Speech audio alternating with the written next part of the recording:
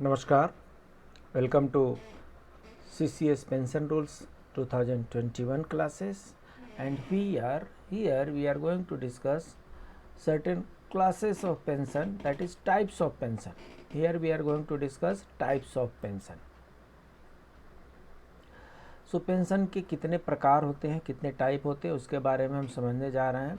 जो इससे पहले वाला जो हमने क्लास लिया था वो वर्बेटिम जो रूल बुक का जो प्रोडक्शन था, रूल बुक का ही वो एक्सट्रैक्ट था।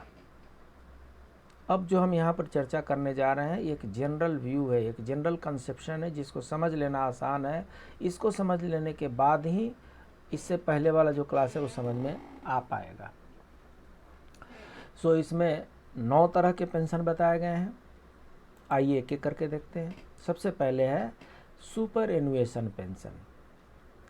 आप सबको पता है सुपर एनुएशन एक एज होता है जिस एज पर एक गवर्नमेंट सर्वेंट रिटायर हो जाते हैं। इंडिया में सुपर एनुएशन का जो एज है वो 60 ईयर है।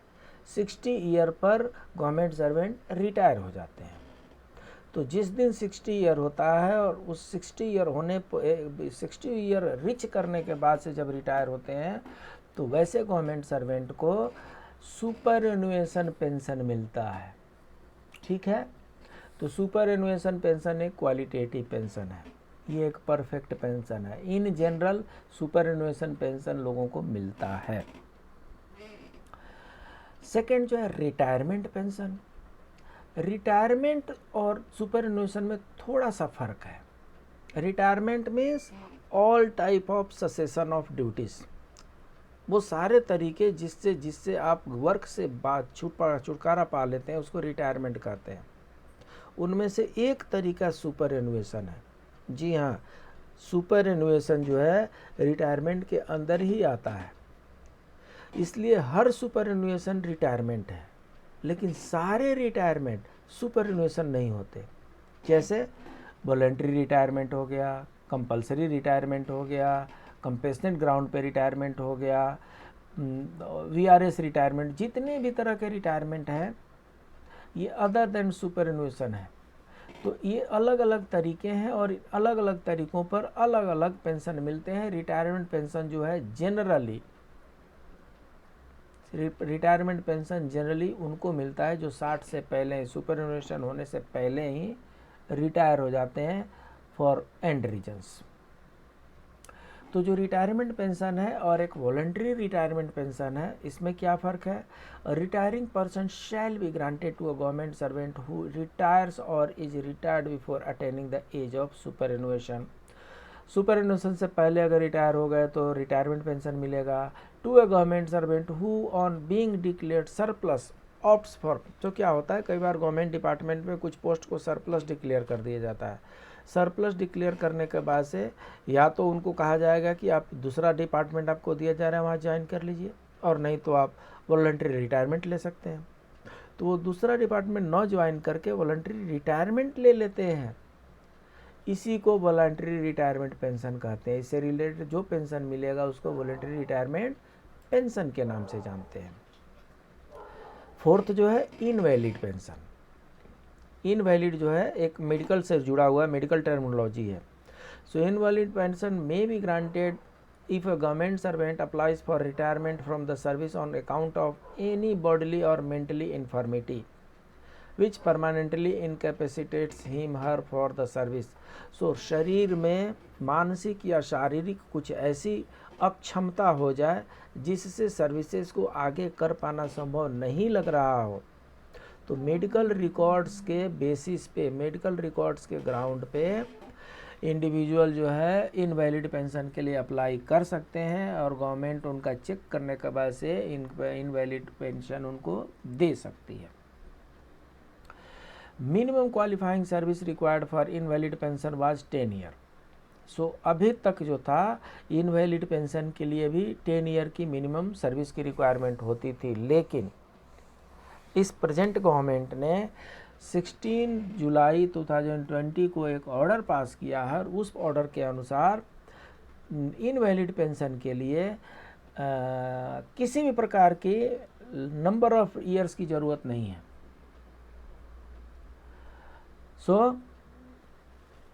जो भी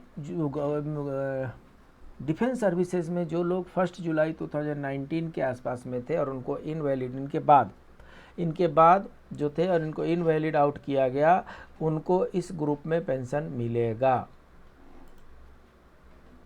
जिन्होंने सब्सक्राइब कर रखा है उनको बहुत बहुत धन्यवाद, और जिन्होंने अभी तक सब्सक्राइब नहीं कर रखा है उनसे आग्रह है सब्सक्राइब करें, लाइक करें, अपने दोस्तों के बीच में शेयर करें, और कुछ बातें मन में आती हैं तो कमेंट करें।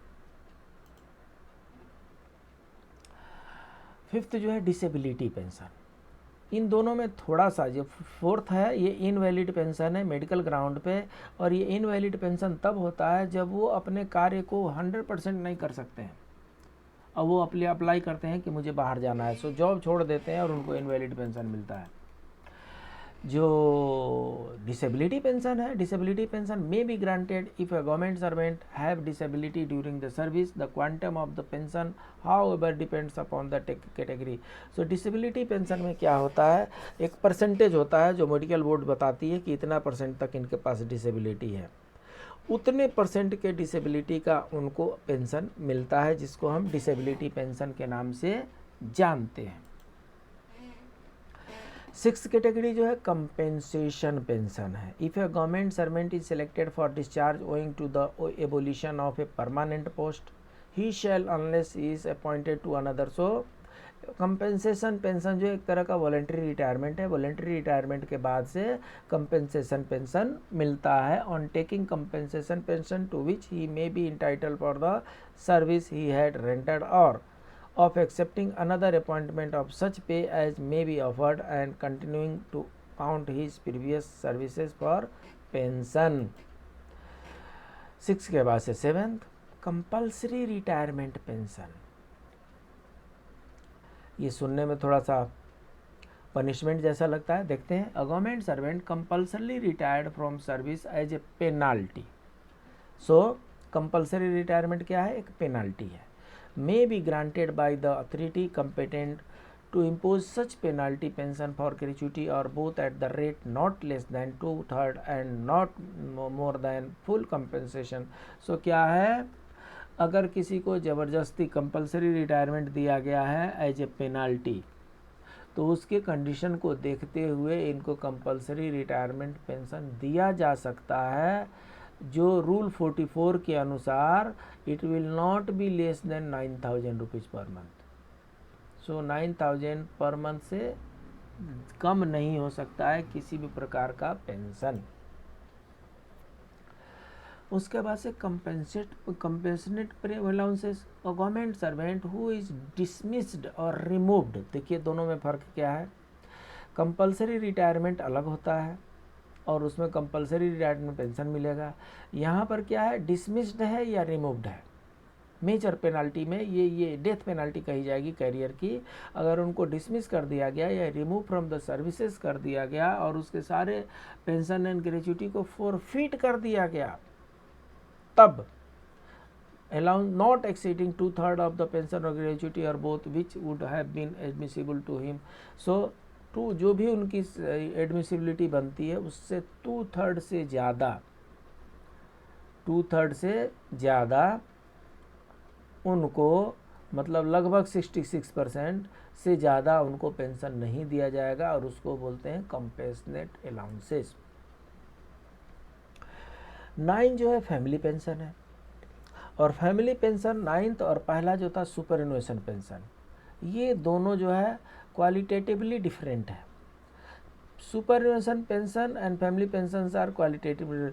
The former superannuation pension is paid during the life time of the employ. So जो गवर्नमेंट सर्वेंट है जब रिटायर हो जाते हैं तो उनको सुपरएनुएशन पेंशन मिलता है, और गवर्नमेंट सर्वेंट जब मर जाते हैं, चाहे वो सर्विस में मरे और चाहे पेंशन लेते हुए मरे, तो उनके गुजर जाने के बाद से फैमिली में बाकी फैमिली के लोगों को जो पेंशन मिलता है, सर्वाइविंग फैमिली मेम्बर्स को, उनको फैमिली पेंशन के नाम से जाना जाता है। उम्मीद है ये 9 प्रकार के पेंशन आपने भली भांति से समझ लिया होगा। कहीं भी डाउट है, कहीं भी कन्फ्यूजन है, तो आप कमेंट बॉक्स में अपने व्यूज़ डालें, हम उस पर अपने क्लासेस को मॉडिफाई करेंगे। आज का नीति श्लोक, अज्ञः सुखमाराध्य सुखतर माराध्यते विशेषज्ञ ज्ञानलव दुर्विघ्नम ब्रह्मापि नरम न रंजति। एक मूर्ख व्यक्ति को समझाना आसान है, एक बुद्धिमान व्यक्ति को समझाना उससे भी आसान है, लेकिन एक अधूरे ज्ञान से भरे व्यक्ति को भगवान ब्रह्मा भी नहीं समझा सकते, क्योंकि अधूरा ज्ञान मनुष्य को घमंडी और तर्क के प्रति अंधा बना देता है। तो समझने वाली बात यह है कि अगर आप किसी की बातों को समझ जाते हैं तो हो सकता है कि आप एक मूर्ख हो। अगर किसी की बातों को बड़ी आसानी से समझ जाते हैं तो हो सकता है कि आप बुद्धिमान हो। लेकिन किसी बात को समझने के लिए तैयार ही नहीं है और एक तर्क के बदले 11 कुतर्क देते जा रहे हैं, मान के चलिए आप अधूरे ज्ञान से भरे एक महान अज्ञानी हैं और आपको ब्रह्मा भी नहीं समझा सकते मनुष्य की आखिर शाख ही क्या है। मनुष्य के पास ऐसी कौन सी औकात है, ब्रह्मा भी आपको नहीं समझा सकते। इसलिए अगर हमारे सामने कोई मूर्ख व्यक्ति आए उसको समझाने का प्रयत्न करना है। कोई बुद्धिमान व्यक्ति हो उनको तो थोड़ा सा समझाइए और समझ जाएंगे, लेकिन अधूरे ज्ञान वाले व्यक्ति, अधजल गगरी छलकत जाए वाले व्यक्ति अगर आ जाएं तो उनको नमस्कार कीजिए। उनको समझाना और पत्थर पे सर फोड़ना दोनों बराबर ही है, क्योंकि अधूरा ज्ञान मनुष्य को घमंडी और तर्क के प्रति अंधा बना देता है। जिन्होंने अभी तक सब्सक्राइब नहीं किया वो सब्सक्राइब करें, लाइक करें, शेयर करें, कमेंट करें। मिलते हैं अगले क्लास में, तब तक के लिए